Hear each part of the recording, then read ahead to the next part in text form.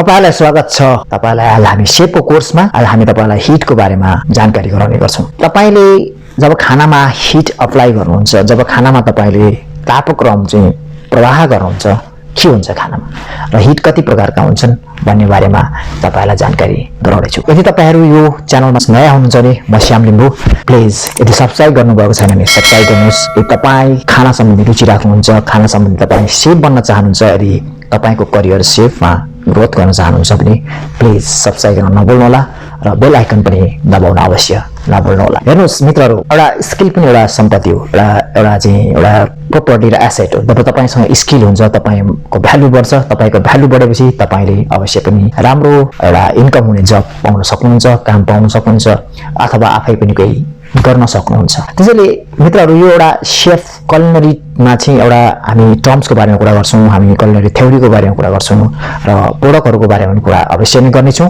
र विशेष गरेर आज हामी तपाईलाई तीन टाइपको हिटको बारेमा एजुकेट गर्ने, तीन टाइपको हिट। यदि तपाई बिगिनर हुनुहुन्छ हैन, तपाई सिक्दै हुनुहुन्छ, तपाई सिक्न चाहनुहुन्छ, तपाई चाहिँ आफ्नो करियर शेफ लाइनमा बनाउन चाहनुहुन्छ भने तीन टाइपको हिटको बारेमा सबैभन्दा बेसिक जान्नु, किनकि तापक्रम, टेम्परेचर यस्ता कुराहरु शेफको जीवनमा रिलेटेड हुन्छ र जान्नु पर्ने हुन्छ। हेर्नुस्, मोइस्ट हिट हुन्छ, जुन लिक्विड हिट हुन्छ, ड्राई हिट हुन्छ, धेरै खालको हुन्छ। र तपाई यदि शेफ हुनुहुन्छ भने तपाईले पक्कै शेफमा ग्रोथ गर्नुहुन्छ, तपाईमा शेफमा चाहिँ ग्रो हुन्छ भने तपाईले हिटको बारेमा त डेली तपाई तापक्रमसँग खेल्नु पर्ने हुन्छ। त्यसैले पनि तपाईले हिटको बारेमा जान्नु आवश्यक हुन्छ। कति प्रकारका हिट अप्लाई हुन्छ त खानामा? तीन प्रकारको हिटको बारेमा पढ्नुहुन्छ। सबैभन्दा पहिला कन्वेक्सन हिट हुन्छ। कन्वेक्सन हिट भनेको चाहिँ जब तपाईले कन्वे गर्नुहुन्छ, जस्तो बोइलिङ गर्नु, वाटर कुनै पनि बोइलिङ गर्नु हो, स्टिमिङ गर्नु भने त्यो कन्वेक्सन हिटमा आउँछ। तपाईले वाटरलाई बोइलिङ गर्नुहुन्छ, तब हिट अप्लाई गर्नुहुन्छ, वाटरको बाष्पीकरण भएर भापहरुबाट चाहिँ हिट कन्वे भएर जान्छ र खानालाई पकाउने गर्छ, जसमा धेरै टाइपको कुकिङहरु पर्न सक्छ हैन। त्यो एउटा टाइपको कन्वेक्सन अफ हिट हुन्छ। कन्वेक्सन हिट कतिखेर ह्यापन हुन्छ, कतिखेर हुन्छ भने तब तपाईले कन्वेक्सनमा कुनै वाटरलाई हिट दिनुहुन्छ अथवा कुनै पनि ग्यासलाई हिट गर्नुहुन्छ भने त्यो हट एयर चाहिँ माथि जाने गर्छ र तपाईको कुल एयर चाहिँ सिङ्क भएर तल आउने गर्छ र त्यसरी एउटा कन्वेक्सन हुन्छ, त्यसमा कन्वेक्सन ह्यापन हुन्छ।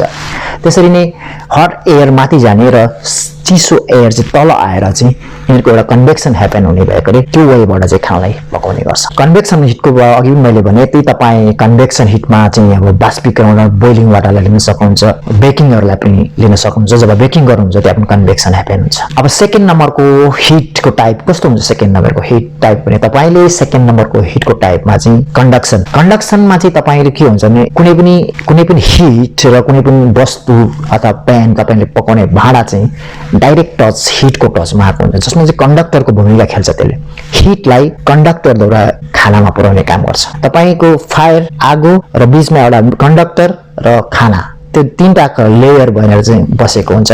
जब तपाई हिट जान्छ तर त्यो कन्डक्टरको माध्यमबाट जान्छ। जस्तो तपाईले एउटा प्यान राख्नुस्, कुनै पनि भाँडा राख्नुस् चुलामा र खाना राख्नुस् माथि, त्यहाँ तीनटा लेयर बन्छ। त्यसैले नै कन्डक्सन अफ हिट भनिन्छ। कन्डक्सन अफ हिट, जब तपाईले आगो र भाँडा र खाना तीन खालको एउटा लेयर बस्छ, त्यसमा बीचमा कन्डक्टरको भूमिका, हिटलाई चाहिँ कन्डक्सन गराउने भूमिका निर्वाह गर्छ, जुन चाहिँ प्यानले, भाँडाले, मेटल, ग्रिडल आदि कुराहरु हैन त। Conduction is simple. तपाईले हामीले घरमा पनि सबैले यही कन्डक्सन माध्यमबाट नै धेरै जसो हामी पकाउने गर्छौं हाम्रो घरहरुमा पनि। अब तेस्रो टाइपको हिट कस्तो हुन्छ त? तेस्रो टाइपको हिट रेडिएसन। रेडिएसन भन्नाले खानामा तपाईले हिट चाहिँ इलेक्ट्रोम्याग्नेटिकली वेव्सद्वारा चाहिँ दिनुहुन्छ, तपाईले हिट दिनुहुन्छ हैन। त्यस्तो खालको हिटलाई चाहिँ तपाईले रेडिएसन भन्छ। रेडिएसनको माध्यमबाट चाहिँ तपाईले हिट अप्लाई, जस्तो ओभनहरुमा, माइक्रो ओभनहरुमा चाहिँ तपाईको इलेक्ट्रोम्याग्नेटिकली वेव्सहरु चाहिँ जाने भएकोले त्यहाँ चाहिँ तपाईले रेडिएसन हिट प्रयोग गर्नुहुन्छ। रेडिएसन अफ हिटमा चाहिँ पहिला खानालाई हिट गर्छ तर त्यसपश्चात खानालाई पकाउने काम त्यो हिटले गर्ने गर्छ। त्यसैले रेडिएसन भन्नाले तपाईहरु यदि नयाँ हुनुहुन्छ भने तपाईले ओभनहरुमा विचार गर्न सक्नुहुन्छ, हेर्न सक्नुहुन्छ। त्यहाँ चाहिँ इलेक्ट्रोम्याग्नेटिकली वेव्सबाट हिटबाट चाहिँ खानालाई चाहिँ दिने गर्दछ। यो तीन खालको हिटको बारेमा तपाईले आधारभूत तपाईले सिक्नु भयो भने, जान्नु भयो भने तपाईले बिस्तारै आफ्नो नलेजलाई इन्क्रिज गर्न सक्नुहुन्छ, आफ्नो नलेजलाई अगाडि बढाउन सक्नुहुन्छ। र यो हाम्रो शेफ कोर्स हामी चालू गरि नै रहन्छौं। जति हामी जान्दछौँ त्यति नै हामी तपाईहरुलाई सिकाउने प्रयास गर्छौं। यदि तपाईहरु नयाँ हुनुहुन्छ, तपाईहरु सिक्दै हुनुहुन्छ र तपाई आफ्नो करियर सेफ लाइन बनाउन चाहनुहुन्छ भने तपाईको लागि यो सबैभन्दा राम्रो उत्तम प्लेटफर्म हुन सक्छ। त्यसैले प्लिज सब्स्क्राइब गर्न नभुल्नु होला अनि बेल आइकन दबाउन नभुल्नु। जसले सिक्छ सिकाउँछ एकअर्कामा त्यस्तो खालको कम्युनिटी बिल्डिङमा हामी लागेका छौं। Thank you very much. Thank you for watching and we will be back soon. Thank you very much.